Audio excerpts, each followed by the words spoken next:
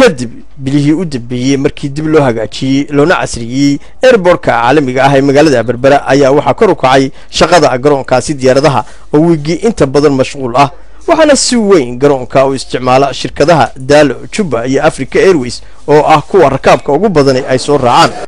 sidoo kalena waxa aad loo adkeeyay amaanka garoonka iyo waliba baadhid xoog leh oo lagu sameeyo alaabooyinka ay sitaan dadka dhoofaya iyo kuwa soo degayaba haddaba telefishinka caalamiga ah Universal ayuu xuquuqan gaar ka siiyay maamulaha cusub ee airportkaasi dhawaanta loo soo magacaabay Axmed Maxamed Cawaale halkan waxa naga go'an in aanu halka uu taagay yahay iminka ka sii dardargelino Berbera International Airport oo iminka movementkiisu aad u badan yahay haddii ay noqoto security-ga haddii ay noqoto serviceska kale ee airport-ku leeyahay laga qabanayo haddii ay tahay u adeegida hufan ama inaanu qurux badino u adeegida passenger-ka in iyo out-ka ah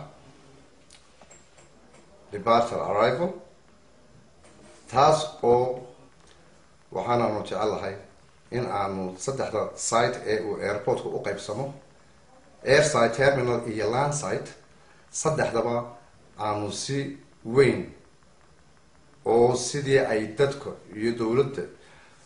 ummadda iyo dawladduba doonaysay inaan wax uga qabano shaygu waa tight in iyo out labadaba departure arrival labadaba waa tight waxaanu ku secure garaynay in aan hooliska cidii loogu talagalay passenger-ka ahayn aanay soo galin hay'adaha ka shaqo gala ee layna teamwork ee airport-ka ka shaqo gala iyaga oo isku xidhan ayaanu doonaynaa dadkana inaanu u fududeyno ku jactadin ku dhibaatoonin ee ay